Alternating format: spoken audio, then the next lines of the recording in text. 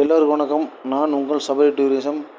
தற்போது திருநெல்வேலியில் கவின் வழக்கில் இரு சமுதாயத்திடையே பிரச்சனையை ஏற்படுத்தும் வகையில் பேசியதாக கோபி சுதாகர் மீது பரிதாபங்கள் யூடியூப் சேனல் மீது கோவை மாவட்ட கண்காணிப்பாளரிடம் வழக்கறிஞர் ஒருவர் மனு கொடுத்துள்ளார்.